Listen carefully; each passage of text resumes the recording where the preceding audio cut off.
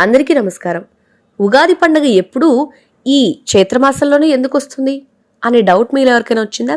అయితే తెలుసుకుందాం. ఈ చైత్రశుద్ధ పాడ్యం రోజు కొత్త సంవత్సరంగా మనం అందరం చేసుకుంటాం. అదే ఉగాది పండుగ. దీనికి కారణం ఏంటి అంటే ఋతువులు. నెలల కంటే కూడా ఋతువులు చాలా ఇంపార్టెంట్గా మన తెలుగు వాళ్ళు నమ్ముతుంటారు. చైత్రమాసానికి శిశిర ఋతువు పోయి వసంత ఋతువు అంటే చలికాలం పోయి వేసవికాలం వచ్చేస్తుంది. అంతేకాకుండా మీరు గమనిస్తే చెట్లకి ఎండిపోయిన ఆకులు పడిపోతూ ఉంటాయి. అంతేకాకుండా కొత్త చిగురులు వచ్చే కాలంగా దీన్ని చెప్తారు. చిన్న చిన్న చిగురులు పూతలు వస్తూ ఉంటాయి. మల్లె పువ్వులు ఇక్కడి నుంచే మొదలవుతాయి. పక్షుల ఈకలు కూడా ఊడిపోయి కొత్తవి వస్తాయి. మనకి కూడా అప్పటి వరకు చర్మం చాలా పొడిబారిపోయి ఉంటుంది, పగుళ్ళుంటాయి, పొట్టు ఊడిపోవడం లాంటి సమస్యలు చాలా మంది గమనించే ఉంటారు.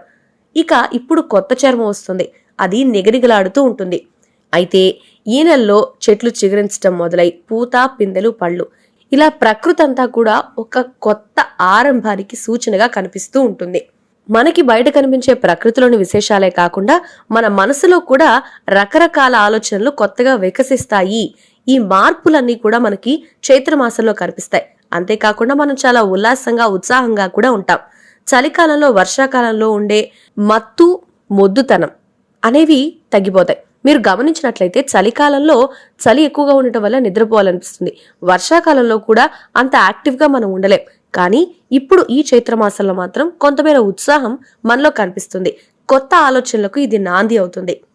చురుకుదనం మనలో కనిపిస్తుంటుంది. అందుకే ఉగాదిని మనం చైత్రమాసంలో జరుపుకుంటాం. కాబట్టి ఈ విషయాలన్నీ మీకు అర్థమయ్యాయి కదా. ఎందుకు ఉగాది జరుపుకుంటామంటే మీరు కూడా వీటిలో ఏదో ఒక సమాధానం చెప్పేయచ్చు. చురుగ్గా ఉండండి. మీ ఇంట్లో వాళ్ళందరినీ ఆనందింపజేస్తూ మీరు చురుగ్గా ఉంటూ ఎంతో ఉత్సాహంగా ఈ ఉగాది పండుగని జరుపుకోండి. ఈ సంవత్సరం అంతా మీకు మంచి జరగాలని మేము కోరుకుంటున్నాం. వీడియో నచ్చితే లైక్ చేయండి, షేర్ చేయండి.